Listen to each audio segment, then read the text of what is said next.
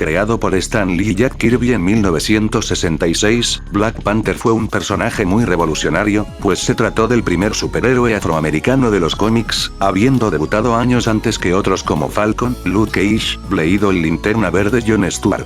El rey protector de Wakanda lo tenía todo para ser un personaje atractivo para los lectores. Era fuerte, inteligente, dueño de tecnologías avanzadas que no le tenían nada que envidiar a las de Batman, y una mitología influenciada por la cultura africana que hacía fascinante sumergirse en las páginas de los cómics que protagonizaba. El superhéroe africano es ahora un personaje conocido a nivel mundial gracias a la gigantesca franquicia cinematográfica que es actualmente el universo cinematográfico de Marvel desde que debutó en el año 2016, en Capitán América Civil War.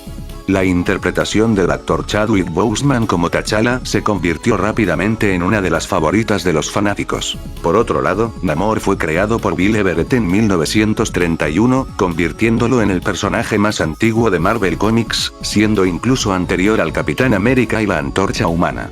Fungiendo de héroe o villano según la ocasión, el rey de la Atlántida ha cautivado a los lectores durante décadas debido a su imponente personalidad de moralidad gris e ideologías con raíces ecologistas que hace que en parte podamos entender sus acciones. Con el lanzamiento de Black Panther Wakanda Forever, el director Ryan Coogler y el productor Kevin El Gorras Feige lograron lo que Hollywood nunca permitiría que sucediera: que Namor saltase a la pantalla grande, siendo encarnado por Tenoch Huerta con una reinterpretación a toda su mitología que ha dado mucho de lo que hablar en estos últimos meses. Así que para celebrar el cruce entre los universos de ambos personajes, me he dado la tarea de desenterrar algunos de sus proyectos cancelados que me han parecido más interesantes. Antes de empezar, un saludo a frases de Millie Bobby Brown. Si están teniendo un mal día, chequen su cuenta de Twitter para animarse leyendo frases de una de las actrices jóvenes más talentosas de los últimos tiempos. Además, si te gusta esta clase de contenido, dale a like, suscríbete, activa la campanita, comparte con tus amigos, y seguime en mi Twitter para estar más en contacto y estar al tanto del progreso de mis vídeos. Sin nada más que decir, empecemos.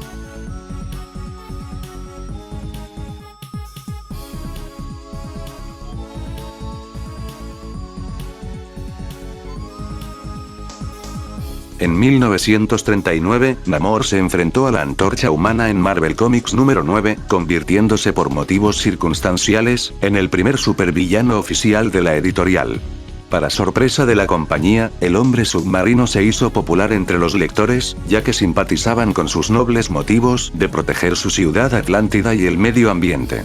Por este motivo, Namor pasó rápidamente de villano a un héroe, ayudando a su antiguo rival a luchar contra las fuerzas del Eje. Es así que el personaje recibió su propio título, convirtiéndose en un fenómeno de ventas a la par del Capitán América, el jugador estrella de Marvel, llamada Timely Comics por aquellos tiempos. Es así que, algunos ejecutivos de televisión no tardaron mucho en decidir que Namor merecía el mismo tipo de tratamiento en la pantalla chica que el Capitán América, que en 1944 tuvo un serial protagonizado por Dick Purcell. Según una entrevista de finales de la década de los 60 con Bill Everett, la productora Hudson Todman estaba interesada en adaptar a Namor a la televisión en 1954, con el productor Frank Sattenstein, un gran fan del personaje, siendo el impulsor de la idea.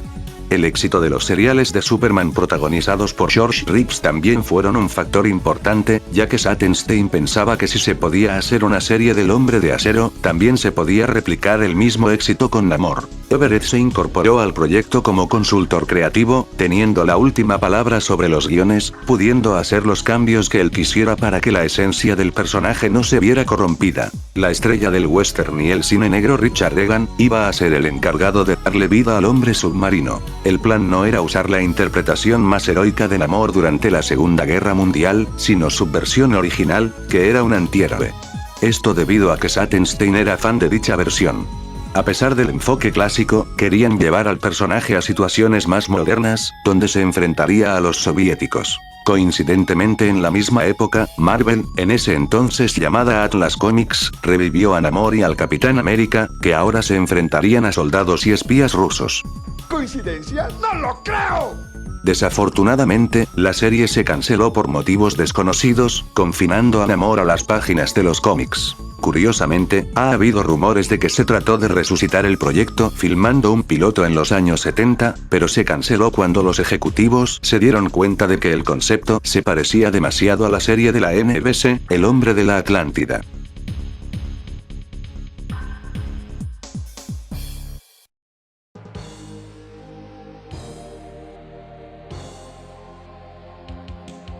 A principios de los años 90, Marvel se acercó al actor Wesley Snipes para hacer una adaptación cinematográfica de Black Panther.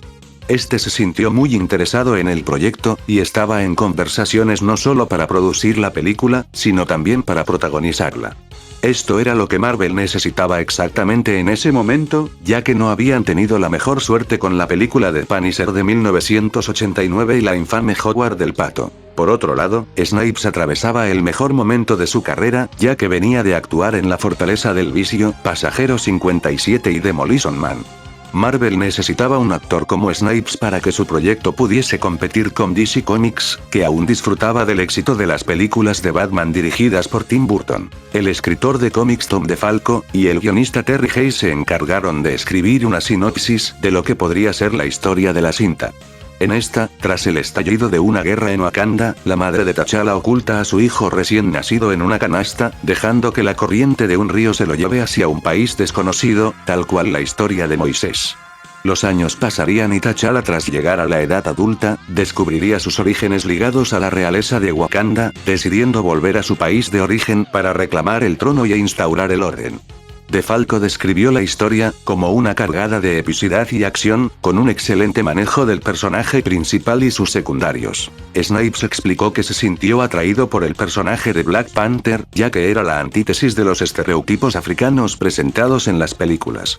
En lugar de una África deprimente, desolada y empobrecida, Snipes quería mostrar la belleza cultural del continente y su rica historia. Quería que Wakanda se pareciera estética y culturalmente a los periodos gloriosos de los imperios africanos, como el reinado del emperador Mansa Musa, que gobernó el imperio de Malí en África Occidental, y del cual se dice que fue el hombre más rico de toda la historia. Además, el país estaría oculto del resto del mundo gracias a un campo de fuerza hecho de vibranium, una propuesta bastante similar a la que Brian Coogler presentó en 2018. Más que una película, Snipes veía este proyecto como algo de suma importancia a nivel cultural y social, ya que ayudaría a fomentar aún más la inclusión de minorías en Hollywood. Stan Lee se unió al proyecto y rápidamente se dedicó a buscar directores negros jóvenes y prometedores, teniendo a la mira principalmente a Mario Van Peebles y John Singleton. Snipes nunca llegó a hablar con Van Peebles sobre la película, pero sin con Singleton, pero no salió como esperaba.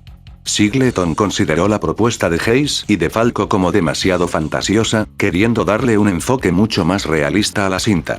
Su idea era combinar al personaje con el Partido de las Panteras Negras, una organización activista de los derechos afroamericanos fundado en 1966. Como lo recuerda Snipes, la historia de Singleton presentaba a T'Challa tratando de convencer a su hijo de unirse a la organización, pero este prefiere desentenderse de los asuntos políticos, algo que provocaría muchas fricciones entre ambos. Snipes obviamente no estuvo de acuerdo con su idea. No solo porque no tenía nada que ver con los cómics del personaje, sino también porque no sería comercialmente viable. El actor también dijo que uno de los problemas que encontró fue explicarles a los posibles estudios que financiarían la película, que no quería hacer una cinta sobre el Partido de las Panteras Negras, sino con el personaje de Marvel. Esto habría sido más complicado de explicar si hubieran seguido adelante con las ideas de Singleton. Además de las diferencias creativas respecto a la historia, hubo un factor más importante que terminó condenando al proyecto: la primitiva tecnología de la época. Wakanda es un país tecnológicamente avanzado, al igual que el traje de Black Panther que usa T'Challa. Por lo tanto, la película requería efectos especiales que no eran posibles de replicar por ese entonces. Otro problema habría sido el disfraz del héroe.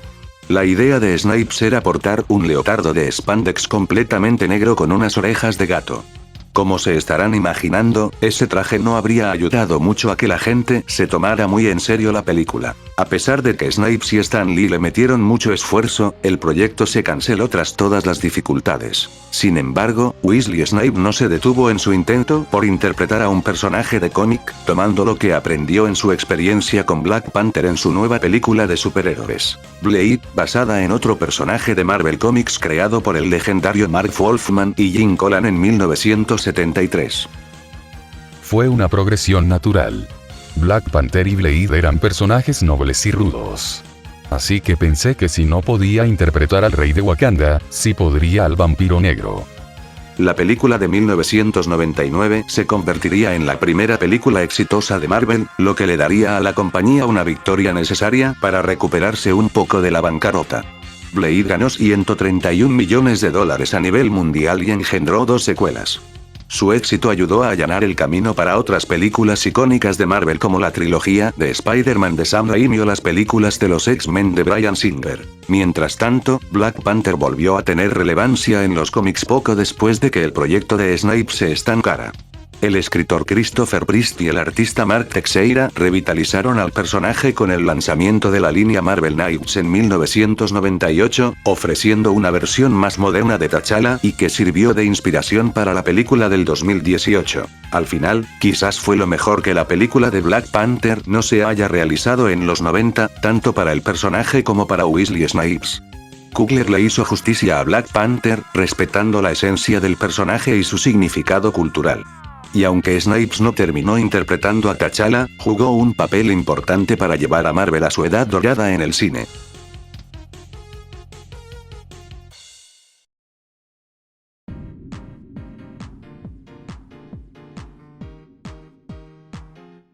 Después de que las aventuras televisivas de Namor peleando contra comunistas no se materializaron, su serie de cómics terminó siendo cancelada y, en lugar de alcanzar la fama mundial a la que alguna vez estuvo destinado, el personaje cayó casi en el olvido, destacando más que nada en los crossovers con otros héroes de la editorial, como los Cuatro Fantásticos, los Vengadores o los Defensores. Sin embargo, en 1997, un artículo de la revista Variety reveló que el director Philip Kaufman, conocido por películas como Los Elegidos de la Gloria o La Invasión de los Usurpadores de Cuerpos, estaba desarrollando una película individual del personaje titulada como Namor, The Submariner.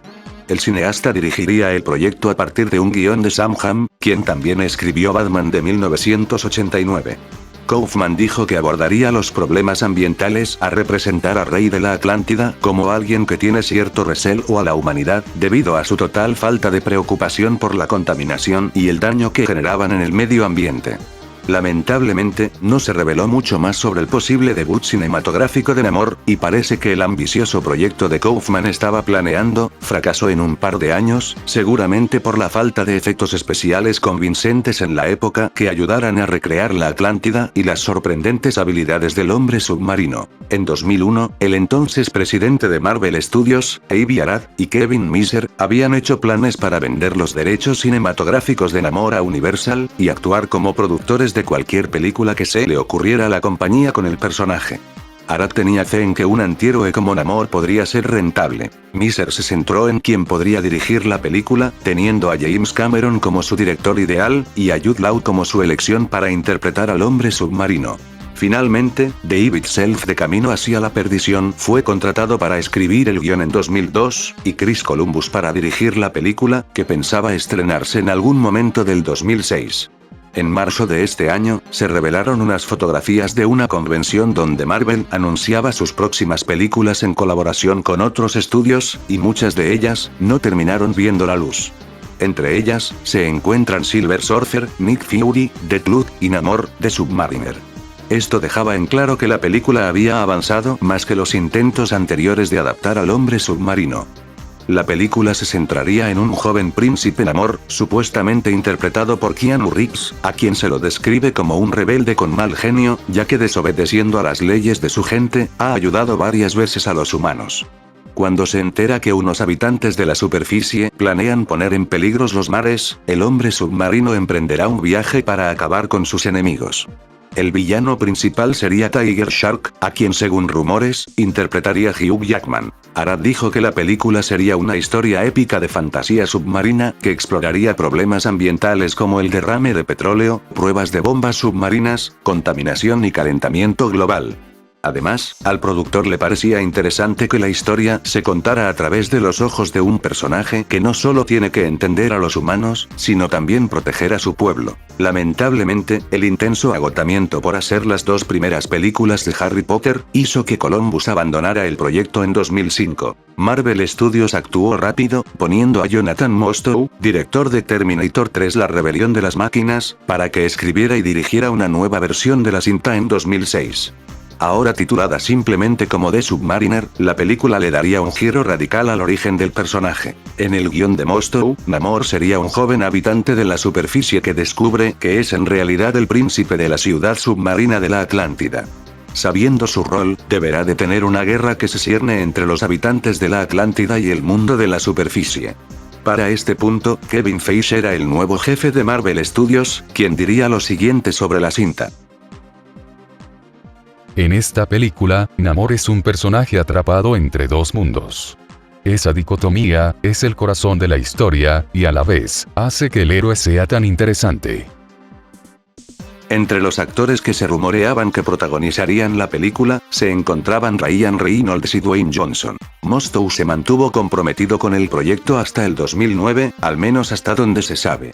Durante la gira de prensa de su película Identidad Sustituta, el cineasta reiteró que The Submariner eventualmente se haría, y lo único que lo frenaba era su incapacidad de escribir un guión que lo convenciera.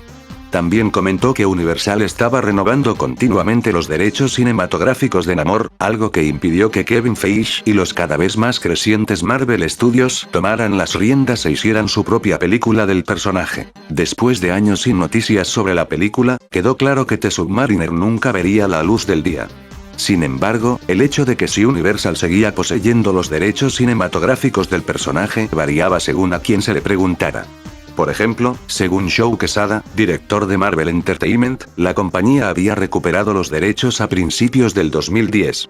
Sin embargo, Kevin Feige afirmó en varias ocasiones que una película de Namor dentro del universo cinematográfico era casi imposible. Sumado a todo esto, hubo un breve momento donde un proyecto desconocido titulado The Submariner figuraba como entrando en producción en 2017, sin especificar ningún estudio. Sin embargo, con el estreno de Wakanda Forever, parece que los días de limbo legal de Namor han terminado.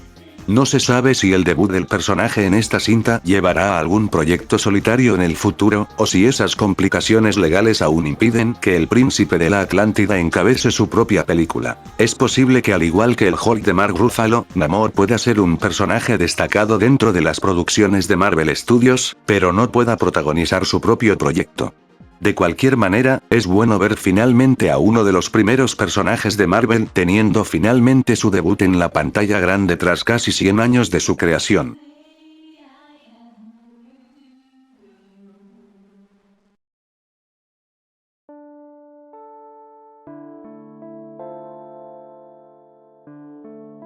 Después de debutar en el universo cinematográfico de Marvel como T'Challa en Capitán América Civil War, Chadwick Boseman se convirtió rápidamente en una de las estrellas más grandes de la franquicia.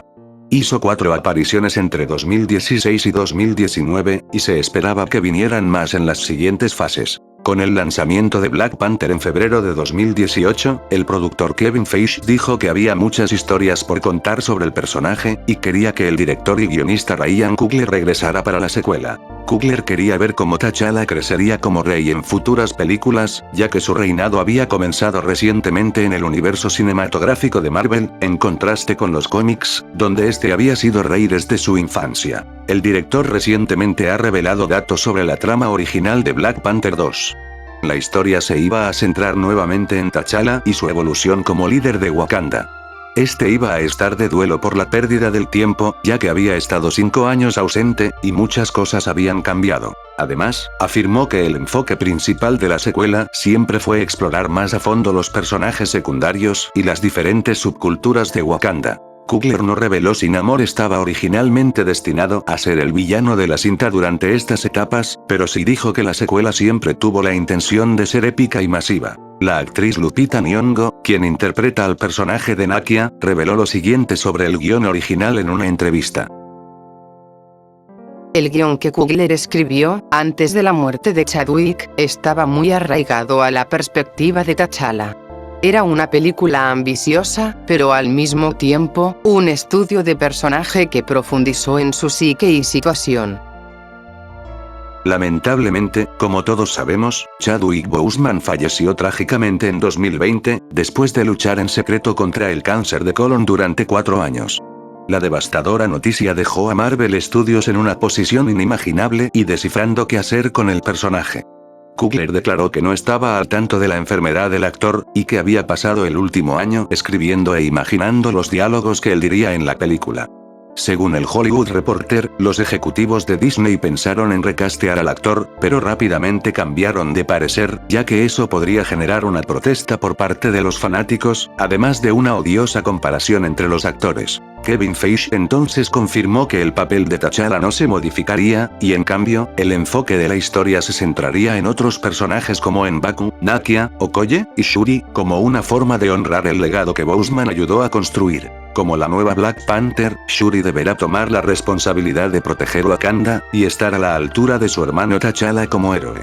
Además, Letitia Wright tendrá la tarea de honrar el legado de Chadwick Boseman en la vida real como la nueva líder de la franquicia. Le deseo la mejor de las suertes, pues tiene unos zapatos enormes que llenar.